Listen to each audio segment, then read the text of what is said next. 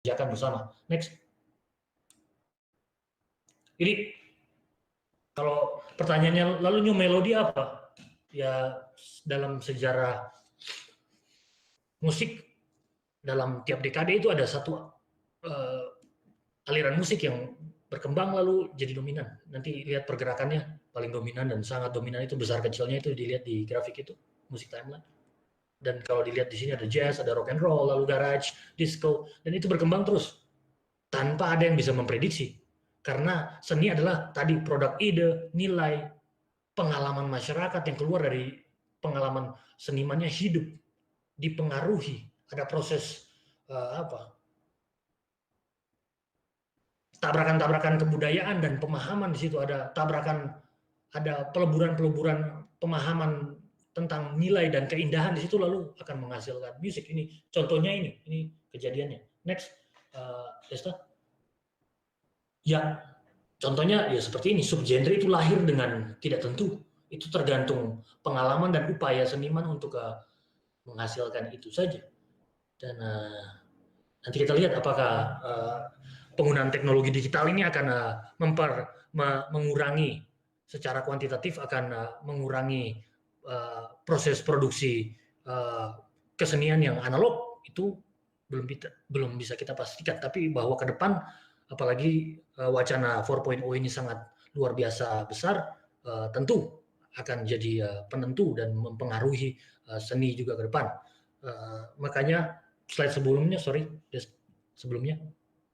makanya electronic music itu lahirnya dia sudah di atas tahun 2000-an, di abad 21. Itu lalu karena penggunaan itu elektronik yang sangat kuat sekali. Memang sebelumnya di tahun 70 itu disco sudah jadi itu sudah ada penggunaan instrumen synthesizer dan saya sebut sebagai mereka memainkan, mengedit, merekayasa suara bunyi-bunyian sehingga menghasilkan bunyi-bunyian tertentu. Itu sudah dimulai sejak tahun 70-an, tapi berkembangnya lalu teknologi makin mudah mempermudah musisi menghasilkan musik digital. Ke depan memang akan lebih mudah. Next, Desa.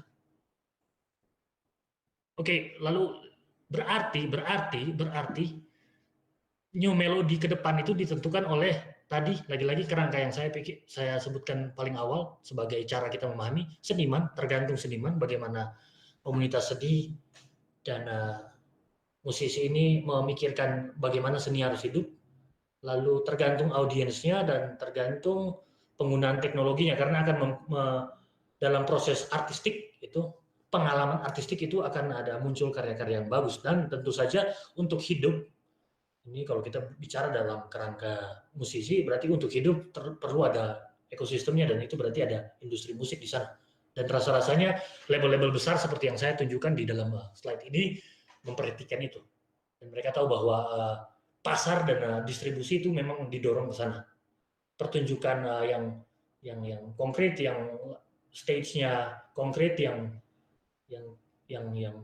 di panggung, bukan di ruang digital, yang ruang sebenar-benarnya ini, itu tetap berjalan, tapi dua-duanya lalu jadi pilihan.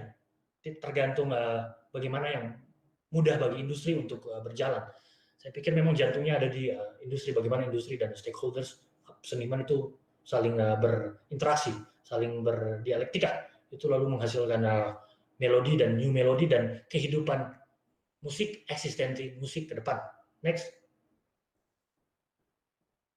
Oke, secara teknologi ini mungkin saya dapat di beberapa jurnal bagaimana memasarkan musik secara digital ini.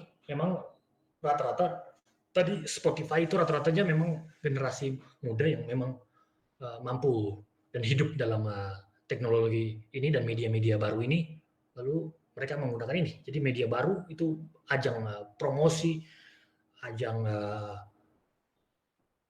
distribusi dan lain-lain itu di sana gitu. Jadi memang musik digital jadi dipakai teknologinya, dipakai, dieksploitasi sungguh-sungguh. Ini eksploitasi memang kata yang terlalu keras, dipergunakan secara maksimal gitu. Jadi itu akan menentukan musik secara ke depan. Bisa jadi musik futuristik, karena beberapa waktu ini saya melihat beberapa teman saya, dia menunjukkan apa yang mencengangkan saya, karena saya memainkan musik itu dengan dengan latihan gitu, ada perlu praktek karena urusan musik adalah urusan psikomotorik. Jadi motor saya harus saya praktekkan, saya latihkan. Tapi dia dengan coding dia bisa membuat musik, dia mengetikkan coding bahasa coding, dia code lalu jadi musik. Jadi membuat musik itu dengan menggunakan bahasa saja, ini terjemahannya. Jadi ke depan mungkin AI bahkan menghasilkan musik, jadi tidak perlu manusia. Tapi itu masih jauh sekali, tapi bahwa ruang itu terbuka bagi musik yang futuristik, musik ke depan dan kolaborasinya. Lalu perlu riset pasar, jadi rata-rata riset pasar lalu meriset sosial media, meriset internet, meriset yang lain-lain karena pasarnya ada di sana dan pengguna dan pemakai konsumen musik itu sendiri ada di sana. Lalu bagaimana artis memanage diri, persona di sosial media, di ruang-ruang digital ini jadi penting gitu, karena di ruang-ruang ini ada simbol-simbol yang dimainkan agar supaya tetap up to date. Kita harus mainkan simbol-simbol dan tanda-tanda bahwa kita tetap kontemporer walaupun usia sudah 60, 70 atau 40, tetapi masih bisa ikut dalam masyarakat dan musik yang berjalan di waktu-waktu terakhir ini kontemporer. Lalu bagaimana cara monetizing musik itu juga bisa dilakukan di Spotify dan TikTok dan juga di YouTube. Itu ada industri yang berputar di sana, berarti itu adalah lahan kehidupan bagi seniman. Jika seninya dalam kategori ini, industri dan pop music, dan juga bisa konser online dan lain-lain. Itu kedepannya akan ini penggunaan teknologi yang luar biasa, karena protokol kita yang harus kita jaga agar pandemi ini kita bisa hidup selaras tanpa mencederai satu masyarakat ataupun individu. Tapi next, lalu apa yang penting gitu secara filosofis, apa yang penting, apa yang bisa jadi pesan gitu. Minimal musik itu memberi kebebasan bagi individu karena ada pengalaman sebagai pendengar, itu kita sebut sebagai pengalaman estetis, pengalaman keindahan itu ada, dan mestinya orang merasa bebas, dan musik memberikan kelegaan di tengah situasi pandemi, jenuh, dan tugas kuliah atau pekerjaan yang tumpuk karena ada yang baru, ada hal-hal yang ini yang membuat jiwa itu tidak lega, dan musiknya dia membawa itu kebebasan spiritual dan kelegaan spiritual ke apa ya, musik semacam memberi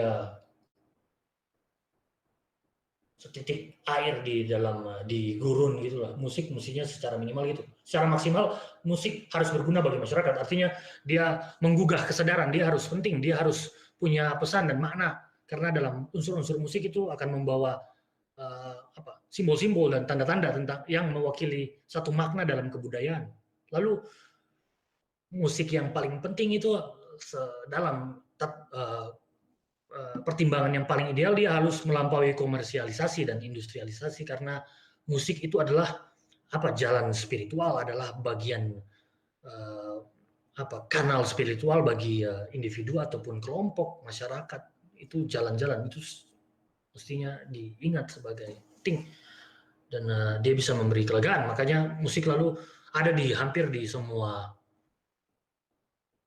elemen. Kalau nonton TV itu mau ibadah, agama, ritual, itu ada musik paling kurang ada di sana, karena dia memainkan aspek-aspek psike dari manusia, kejiwaan dari manusia yang halus itu, karena musik juga bersifat halus, dia tidak tampak tapi dia menyentuh dalam aspek-aspek dan aspek-aspek kemanusiaan spiritual terkhusus. Jadi untuk itu makanya ketika dia masuk ke dalam ruang-ruang spiritual, dalam kesadaran masyarakat, dia harus memicu perubahan bagi kebudayaan atau meningkatkan kebudayaan. Harus ada progres, ada pengertian yang membawa progres bagi satu masyarakat. Lalu musik yang ideal itu bisa menampilkan kepedulian, dia membawa nilai-nilai kemanusiaan, membawa kita memahami solidaritas di tengah pandemi, kita memahami kolektivisme kita sebagai masyarakat, fitrah kita sebagai makhluk sosial, fitrah kita sebagai makhluk spiritual dan musik yang paling ideal itu harus membawa kejernihan nurani. Saya punya beberapa list saja yang mungkin bisa, ini bukan musik klasik tapi musik populer yang bisa didengar sebagai contoh dari musik yang ideal. Saya sebut Bob Dylan, Bob Marley, U2, Iwan Fals. Kalau di Indonesia kita punya Iwan Fals, ada Frankie Shayla Tua, ada yang paling baru band yang paling oke itu saya anggap Navikula. Itu seru sekali, mereka menjelaskan secara musikal dan lirikal, mereka menjelaskan poin-poin yang saya sebut sebagai idealisasi dari musik pada segi lirikal, aspek liriknya. Untuk itu, next, terakhir, saya kira itu, lalu kita bisa diskusi atau ngobrol. Mungkin ada yang mau bertanya atau diskusi. Oke, terima kasih Pak Altin. Mungkin teman-teman yang di YouTube bisa memberikan pertanyaan melalui kolom komentar di YouTube tentang materi yang sudah dibahas, New Normal New Melody. Mungkin sambil menunggu Pak Altin, saya agak sedikit menggali ini. Ya. Di masa pandemi ini, Pak, di masa pandemi kan seperti data yang sudah Bapak keluarkan, memang banyak konser-konser yang dibatalkan. Nah, seniman ini kan bukan job yang pasti, Pak. Bukan job seperti PNS yang digaji setiap bulan, bukan seperti pegawai-pegawai karyawan yang di perusahaan yang ada gaji tiap bulannya. Dia kan tidak pasti, Pak. Menurut Bapak bagaimana seharusnya seniman itu bertindak dengan job yang awalnya tidak pasti, ketemu pandemi, tambah tidak pasti lagi, Pak? Wow, thank you. Pertanyaan seru sekali. Saya menjawab itu pertama dengan itu lalu tidak dipikirkan oleh senimannya saja. Lalu pemerintah, Kemendikbud, Dirjen Kebudayaan lalu menyatakan bahwa harus dibantu 1 orang 1 juta itu bagi musisi dan seniman. Dan itu langkah tepat. Sedangkan musisi sendiri, musik itu tidak lahir dalam isolasi ya. Jadi saya rasa seharusnya komunitas musik, komunitas seni itu punya kerjasama untuk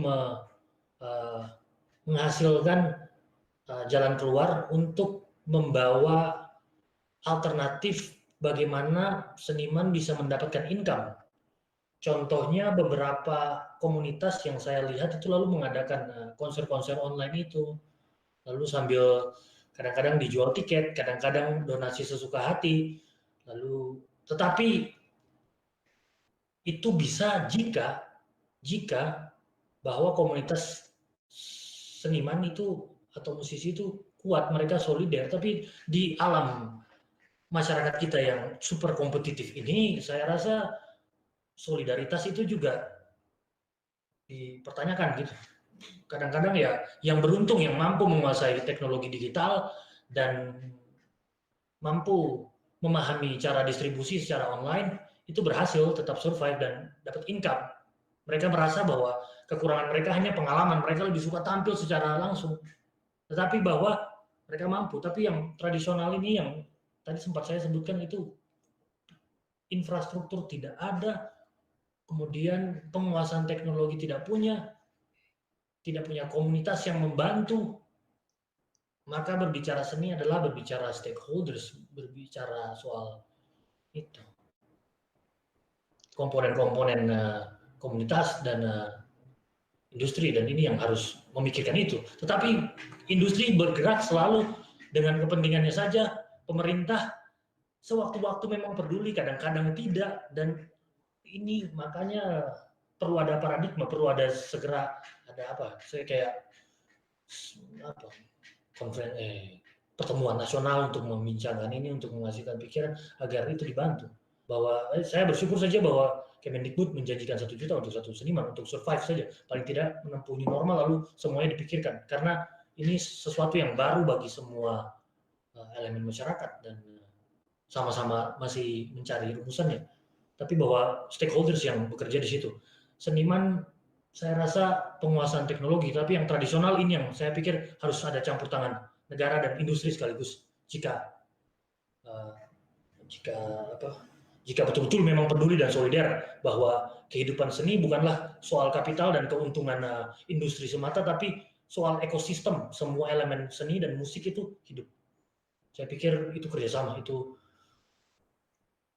inisiatif memang harus dari seniman untuk mendorong itu. Jadi diskusi agar itu cepat direalisasikan, dipertimbangkan. Tapi kalau itu tidak pernah dibincangkan juga, rasanya itu tidak akan jadi kebijakan atau keputusan dan tidak jalan. Gitu, Des. Saya Betul. kira gitu.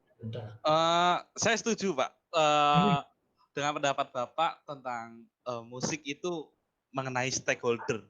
Nggak bisa semuanya harus musisi sendiri yang berjuang di masa pandemi ini. Saya setuju pemerintah harus memberikan dorongan atau bantuan. Mungkin yang sudah terrealisasi, benar saya sudah dengar beberapa kabar, ada di Kemendikbud ada bantuan untuk survive untuk musisi sebesar 1 jutaan gitu ya, Pak. Nah, menurut Bapak apa langkah pemerintah ini untuk memberikan saran kepada pemerintah ya, Pak? Harus memberikan istilahnya bantuan seperti apa yang lebih baik untuk para musisi.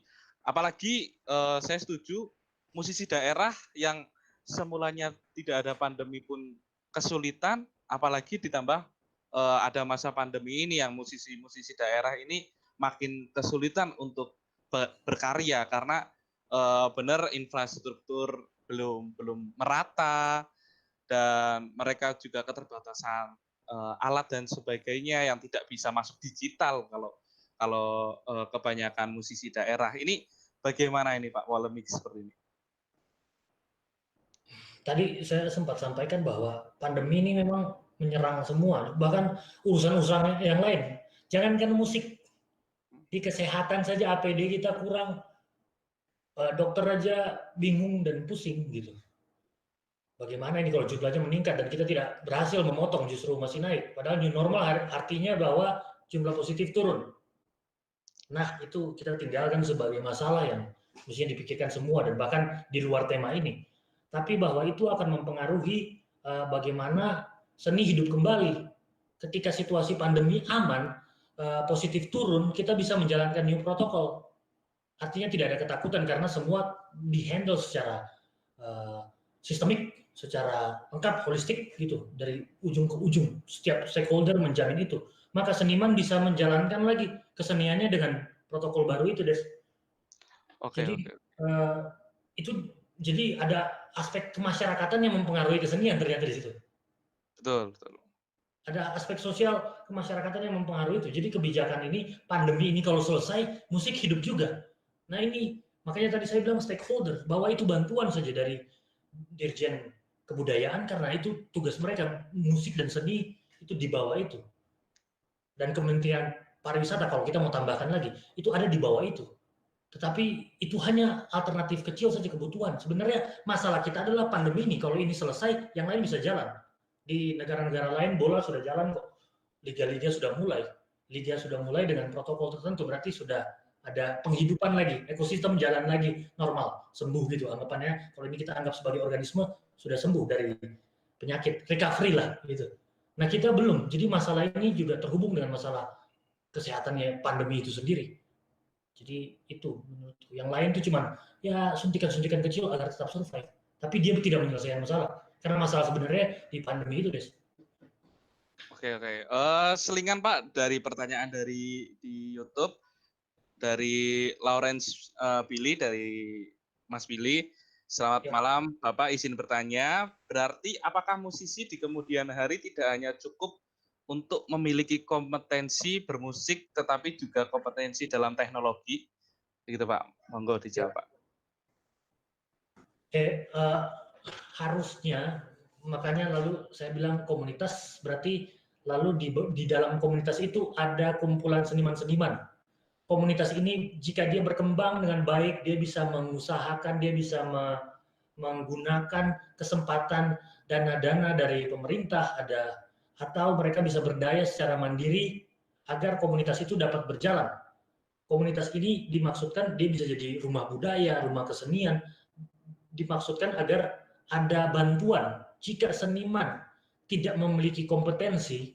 Ini kita anggap saja yang tercecer karena dengan maksud bahwa kita ingin menolong seniman-seniman yang tradisional, yang tidak punya, yang akses teknologi rendah, yang penguasaan teknologi rendah, pemerataan infrastruktur tidak ada. Itu tugas institusi yang masuk ke sana gitu. Jadi memang itu jadi tugas yang sistemik gitu. Jadi sistemnya itu. Jadi kalau ada dana untuk kebudayaan dan kesenian ada di sana, harus ada lembaga-lembaga yang menangkap itu agar bisa dipakai untuk berdayakan seniman dan kehidupan seniman. Dan tentu masyarakat yang kuat adalah masyarakat yang disusun oleh individu-individu yang kuat. Komunitas yang kuat adalah komunitas yang disusun oleh individu-individu yang kuat. Komunitas musisi yang kuat adalah komunitas musisi yang didukung oleh individu-individu yang kuat. Dan berarti penguasaan teknologi, pengetahuan, cara mengorganisir, mendistribusi musik dan lain-lain itu mestinya dipahami, mestinya dimiliki. Harusnya dimiliki, sewajibnya dimiliki. Tapi kalau tidak berarti harus ada peran-peran yang lain. Jadi lembaga, rumah seni, rumah budaya, di bawah dinas-dinas, atau di bawah industri. Industri juga harus memikirkan itu, karena industri ini yang paling diuntungkan. Karena di situ ada kapital bekerja, jadi ada keuntungan di sana. Dan mereka jika mau untung dan tetap hidup, berarti mereka harus memikirkan apa yang jadi komoditinya, seni itu sendiri. Yang benda-benda yang dijual, musik itu sendiri, barang-barang yang dijual, seniman itu sendiri sebagai yang menghasilkan, yang memproduksi musik. Jadi itu harus dipikirkan. Jadi tidak ada yang untung sendiri atau menang sendiri di sini, mestinya dipikir secara bersama. Itu mungkin jawaban singkat saya, Des. Oke, begitu dari Mas Billy, apakah menjawab? Bisa didiskusikan kembali. Dan juga ada pertanyaan dari Bu Enda Setiawati. Begini Pak, bagaimana dengan konser amal di masa pandemi? Menurut Bapak fenomena apa ini? Terus ada komen juga, musik adalah ungkapan universal, namun selera musik juga menunjukkan kelas atau strata sosial. Bagaimana pendapat Bapak? Des, balik ke yang tadi, slide kalau boleh. Oh. Oke, di slide ya Pak. Ya. Slide paling bawah, dua terakhir ya. Oke. Terakhir sebelum thank you ya. Oh ini. Yes. Oke. Bentar. Jadi. Oke. Oke.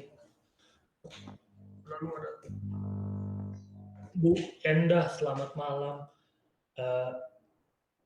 Satu lagi. Yes, ini? Ya. Satu lagi. Oke. Yang sebelum thank you terakhir. Oh.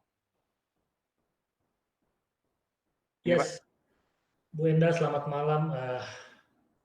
Menurut saya konser amal, jika kita pakai kerangka ini dan beberapa poin yang saya pikir adalah idealisasi dari musik.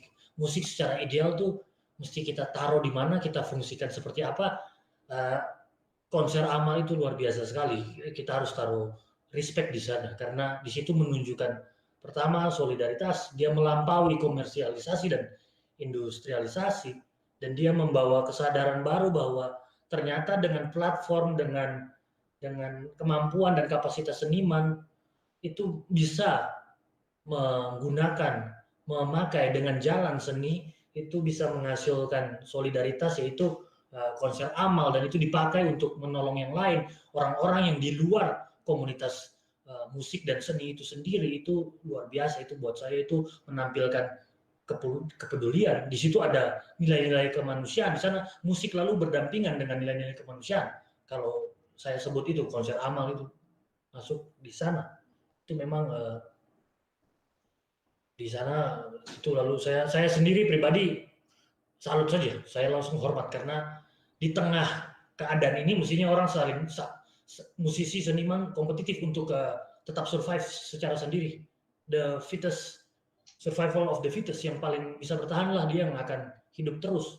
Tetapi tidak bahwa ada seniman-seniman yang dia the fittest tapi dia mampu tetap solider. Dia mampu menolong, dia membuat amal, dia dengan tenaga dan pikiran dan idenya dia menghasilkan keuntungan bagi yang lain. Dia menjadi berkat lah untuk orang-orang di masyarakat, di luar komunitas masyarakat seni, publik seni di luar itu. Lalu pertanyaan keduanya soal selera. Naik ke slide atasnya. Ya.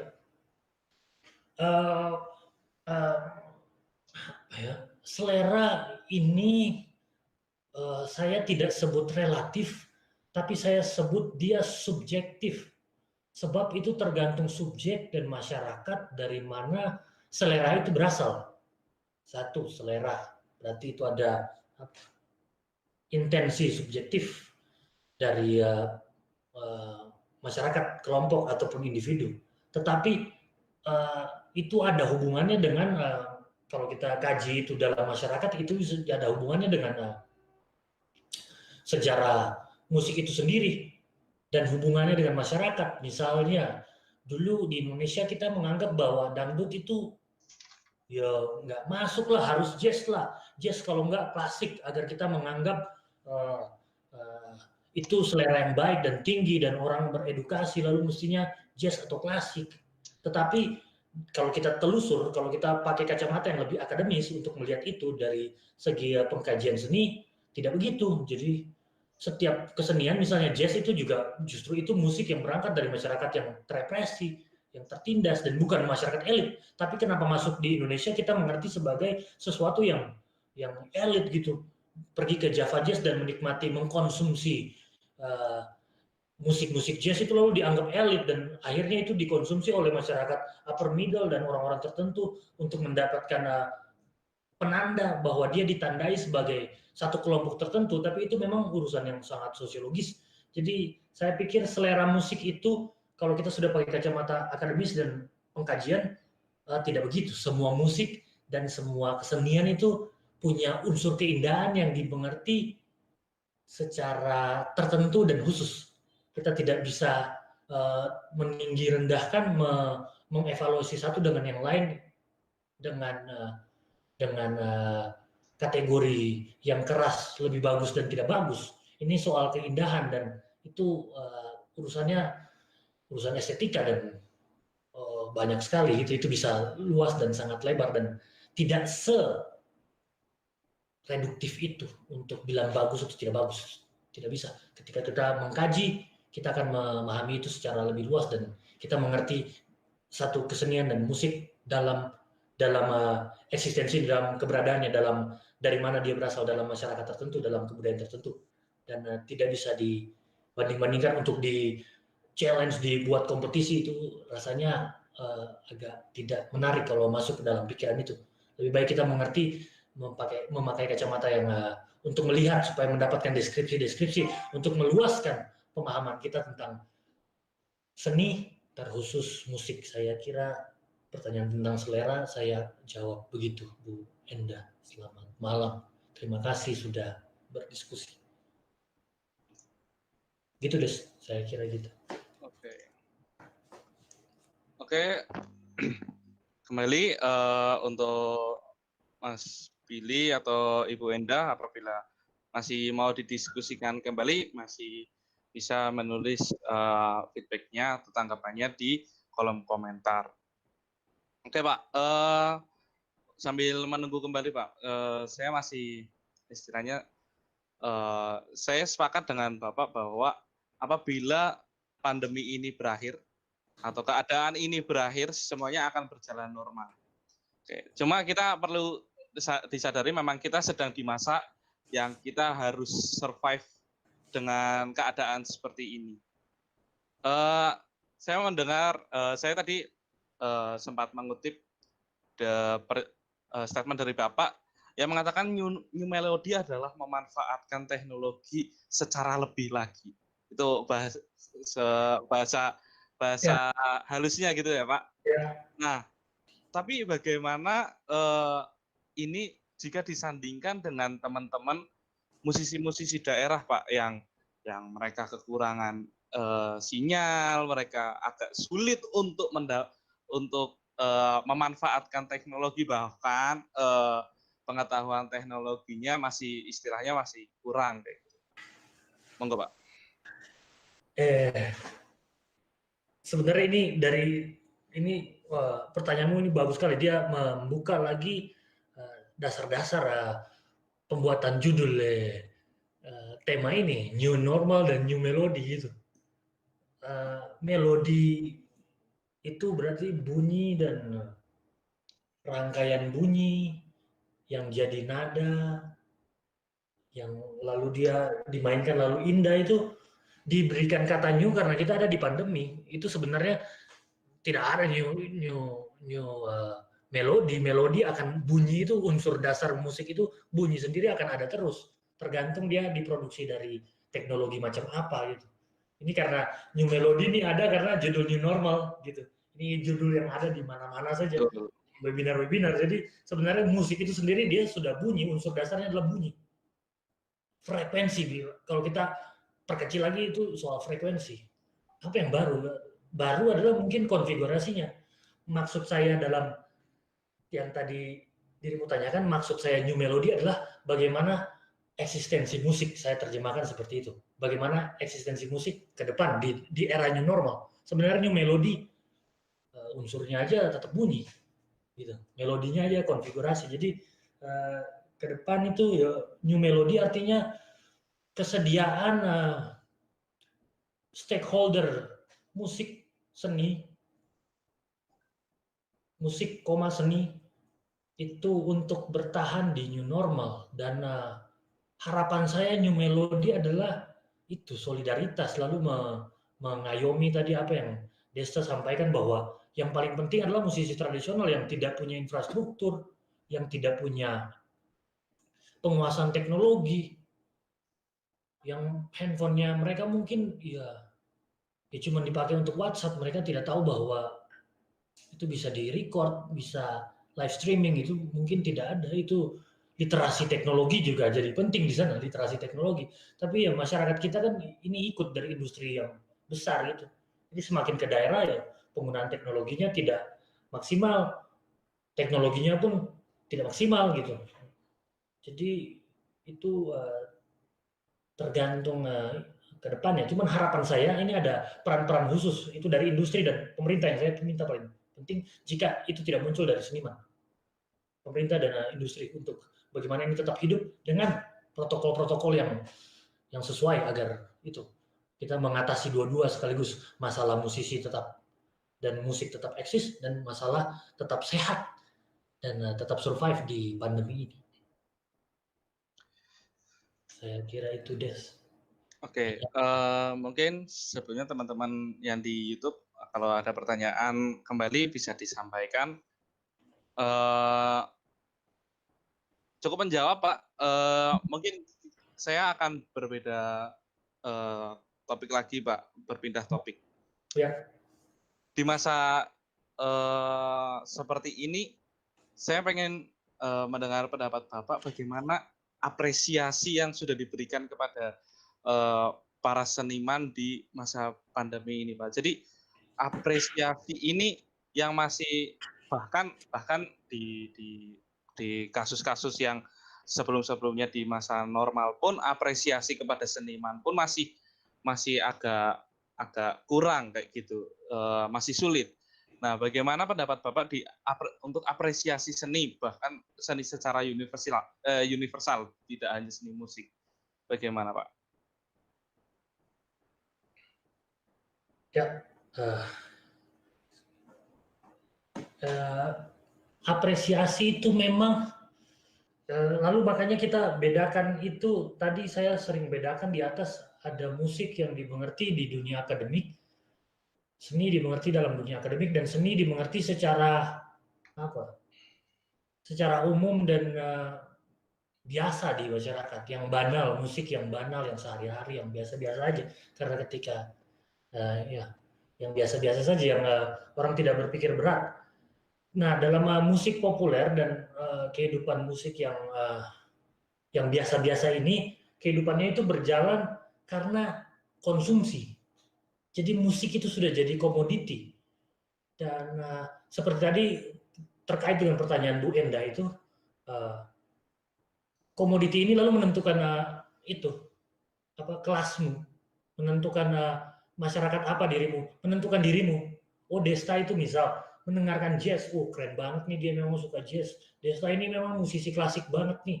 Lalu Desta dianggap dihormati oleh teman-temannya yang musisi dangdut, atau saya musisi rock, karena mungkin akordnya klasik dan jazz itu lebih luas dalam pemahaman dalam soal akord dan melodi dan eksplorasi itu.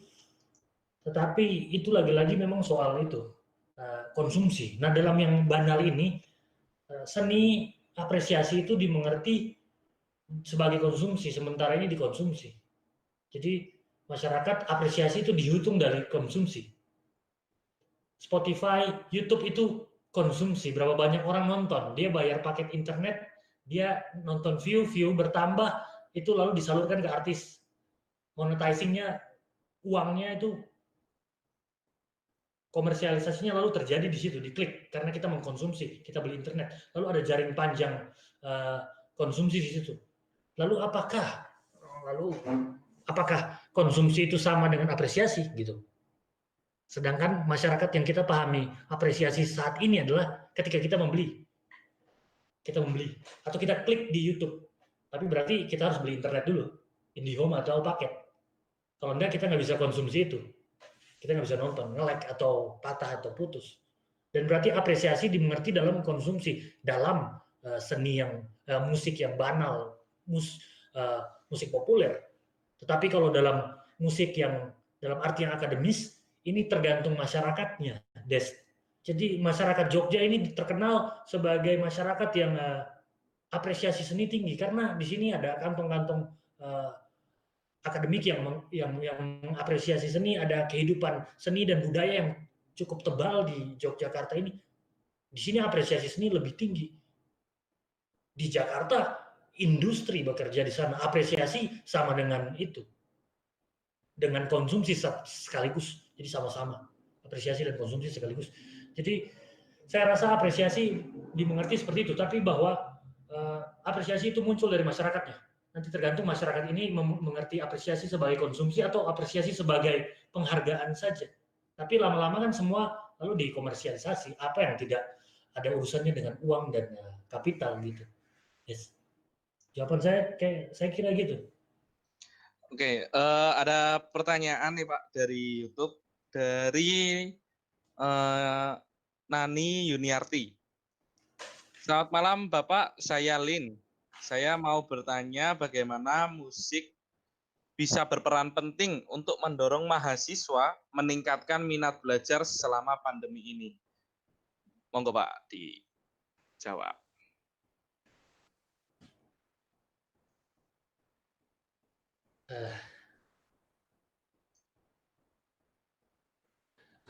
Pertama saya jawab sebagai apa? Dari pengalaman saya mengajar apresiasi seni dulu. Saya buat kuesioner, ini memang rencananya jadi penelitian, seberapa tinggi apresiasi mahasiswa itu meningkat ketika mereka membuat seni. Jadi mereka belajar seni secara konseptual, secara praktikal sekaligus itu meningkatkan apresiasi seni mereka. Dan untuk kasus itu dalam pengalaman saya, niatan belajar mereka jadi tinggi karena dalam praktik keseniannya, praktik membuat musiknya mereka mengalami kebuntuan dan mereka lalu membutuhkan konsep-konsep dan teori-teori, lalu ide-ide muncul untuk didiskusikan. Di situ minat belajar mereka meningkat dan beberapa pengalaman itu mereka makin intens, bahkan mereka buat tugas mereka itu bukan sebagai beban tapi sebagai proyek yang mereka juga senang untuk mengerjakannya, dan ini adalah sesuatu yang nanti akan diapresiasi. Itu satu. Sedangkan dari segi bagaimana musik bisa meningkatkan minat belajar, saya pikir ini dijawab dari segi psikologisnya. Karena seni adalah bagian dan musik adalah bagian yang menyentuh dimensi-dimensi kerohanian manusia, maka dengan mendengar beberapa musik yang terapis, yang musik for studying, itu bisa kita temukan saja playlistnya di Spotify atau YouTube, itu akan membantu mahasiswa berkonsentrasi. Melampaui itu, ada beberapa orang yang saya sendiri tidak bisa mendengar musik musik yang terlalu dinamis ketika saya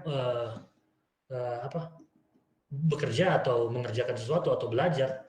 Jadi saya cocokkan. Jadi ini tergantung, ini tips saja sebagai dari pengalaman saya, bahwa kita mendengarkan musik sesuai keinginan kita yang membantu kita bisa konsentrasi. Tentu saja belajar dan berpikir itu melelahkan, mengerjakan tugas melelahkan, lalu kita butuh sesuatu yang terapis. Musik punya fungsi itu. Lagi-lagi saya rasa itu. Jadi kita mencocokkan saja. Musik punya suara itu. Kadang-kadang ketiadaan bunyi juga itu jadi membantu konsentrasi, tapi masih tentang soal bunyi sebagai unsur paling dasar dari musik. Jadi itu musik dalam hubungannya dengan kejiwaan dan spiritualitas manusia, dia akan membantu jika kita maksimalkan dengan maksud dan tujuan itu untuk konsentrasi gitu, terapis atau yang lainnya juga bisa. Saya rasa gitu, Bu Nani. Selamat malam. Oke, itu begitu, Bu Nani. Apakah menjawab atau masih mau didiskusikan kembali? Bisa dijawab di kolom komentar. Oke, mungkin ini terakhir dari saya, Pak.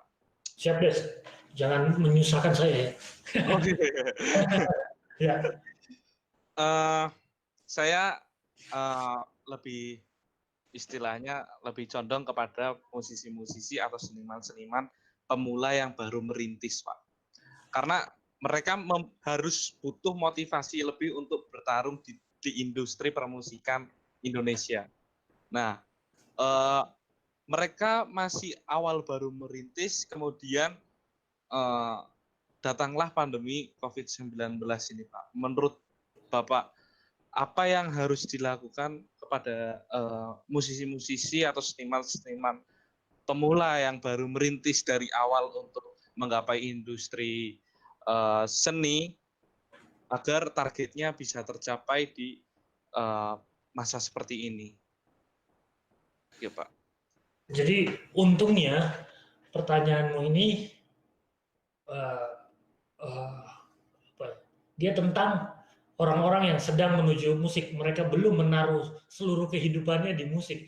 Jadi kesempatan ini punya waktu banyak, perdalam lagi eksplorasi, latihan, memperbanyak referensi, memperluas komunitas seni lewat online, lalu bergaul. Ini sebenarnya seniman itu makin kaya kalau dia punya referensi yang banyak dan dia berlatih. Lagi-lagi tadi saya bilang ke Desta bahwa ke teman-teman semua juga bahwa ini soal psikomotorik.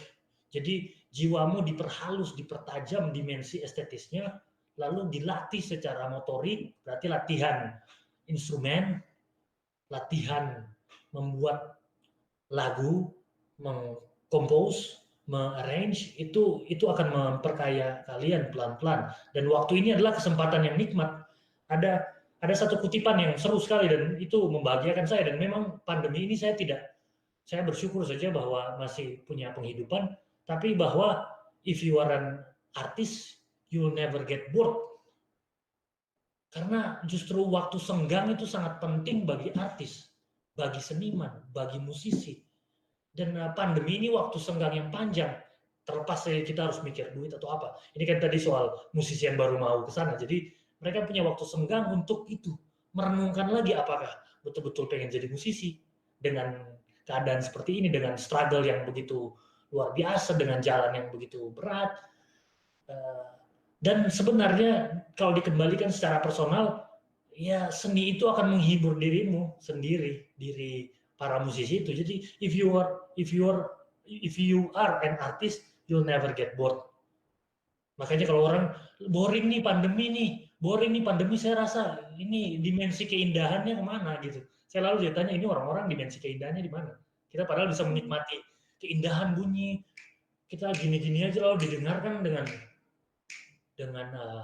pelan-pelan tuh, itu lalu dipikirkan sebagai satu pemahaman baru, itu akan muncul, bisa jadi ide-ide datang, eksplorasi, penciptaan, itu banyak sekali ide. Makanya seniman itu tidak boleh jenuh, kecuali yang kesusahan uang, ya itu urusan berbeda, ini soal ekonomi seni urusan. Tapi urusan itu seniman perlu waktu senggang, seniman perlu waktu jeda, seniman perlu waktu untuk mengalami pengalaman artistik itu, dan itu tidak boleh diinterupsi oleh rutinitas yang terlalu banyak, dan itu agak merugikan gitu. Kecuali seni sudah jadi profesinya, itu berbeda, aktivitas itu lalu jadi rutinitasnya gitu. Gitu Des, menurut saya. Oke, berarti mental juga harus kuat gitu ya Pak? Ya, jadi memang dari pengetahuan itu datang, lalu itu apa, cara untuk survive. Jadi kalau kita tahu apa yang kita mau, kita akan tahu survive-nya bagaimana. Lalu mulai melihat label-label, mulai membaca, saya kirim demo saya kemana ya, saya kirim demo ini ke manajemen mana ya, saya coba cek deh jaringannya ke komunitas mana ya, kan komunitas ini terhubung dengan label ini, atau komunitas ini tahu ada studio murah, lalu perencanaan produksi musik itu datang saat waktu senggang ini, lalu dipikirkan gitu. Oke, terima kasih banyak Pak. Mungkin saya minta satu statement, satu kalimat, dua kata-kata untuk terakhir dari Bapak mengenai new normal, new melody di masa pandemi ini. Monggo Pak. New normal itu new protokol, normalnya kehidupan berjalan sama, industrialisasi masih berjalan, ekonomi yang sama, stakeholders yang sama. New normal hanya protokol. New melody adalah kemampuan kita lebih lincah lagi, lebih berselancar lagi dalam penguasaan teknologi dan penggunaan teknologi. Dan yang terpenting untuk seni dan musik terkhusus adalah solidaritas dan bagaimana membangun ekosistem musik yang sehat, yang solider, yang tidak meninggalkan satu elemennya pun tercecer. Saya kira itu. Oke, terima kasih Bapak Altin, sangat luar biasa diskusi perbincangan kita pada malam hari ini. Sekian bincang-bincang kita bersama Bapak Altin hari ini atau malam ini. Dengan berakhirnya perbincangan kita barusan, maka kita berakhir pada kegiatan Basic New Normalology pada hari ini, sekaligus menutup pembahasan kita di blog sosial humaniora. Selanjutnya, Basic New Normalology akan beranjak pada blog baru, yaitu blog kesehatan, yang akan diadakan pada Kamis tanggal 9 Juli 2020 dengan topik Health Management, yang akan dibawakan oleh Dr. Sugianto, SPS, MKes, PhD, dan topiknya adalah New Corona, yang akan dibawakan oleh Dr. Maria Sylvia Mary, MSc, pada jam 6 sore di channel YouTube UKDW Yogyakarta. Begitu, terima kasih Pak Altin atas waktunya. Thank you juga Desta. Ya, sama-sama Pak Altin. Oke, kita selesai pada pembahasan pada hari ini. Terima kasih.